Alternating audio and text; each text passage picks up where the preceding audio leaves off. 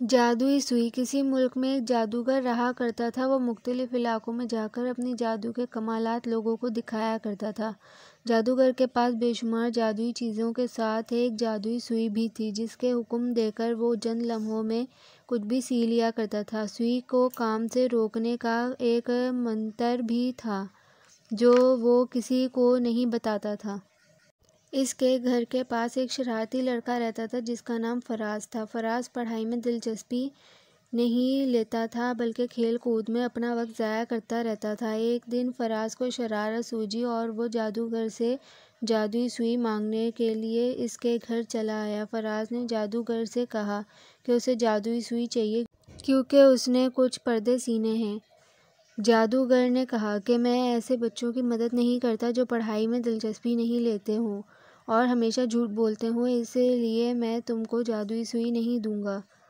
فراز جادوگر کی بات سن کر افسردہ ہو گیا اور اپنے گھر کی طرف لوٹ گیا۔ اپنے گھر میں جا کر فراز جادوئی سوئی حاصل کرنے کے طریقے سوچنے لگا۔ سوچتے سوچتے اسے جادوئی سوئی چرانے کی ترکیب سوجھی تو وہ خوش ہو گیا۔ رات کو وہ چپکے سے جادوگر کے گھر میں داخل ہوا۔ جادوگر نے اس وقت گہری نیند سو رہا تھا۔ وہ چپکے سے جادوگر کی سوئی چرا لایا۔ گھر واپس آ کر فراز جادوئی سوئی کا کرتب دیکھنے لگا۔ اس نے جادوئی سوئی کو حکم دیا کہ اس کمرے کے تمام پردے سی دو۔ جادوئی سوئی حکم ملتے ہی پردے سینے لگی۔ اب فراز جادوئی سوئی کو روکنا چاہتا تھا مگر اسے سوئی کو روکنے کا طریقہ نہیں آتا تھا۔ جادوئی سوئی نے تمام پردے، قالین اور کمبل سی دیے۔ فراز جادوئی سوئی کے انوکھے کرتب دیکھ کر گھبرا گیا اور ایک پردہ لپیٹ کر چھپ گیا۔ جادوئی سوئی اب فراز کی جانب بڑھی اور اسے پردے میں ہی سی دیا۔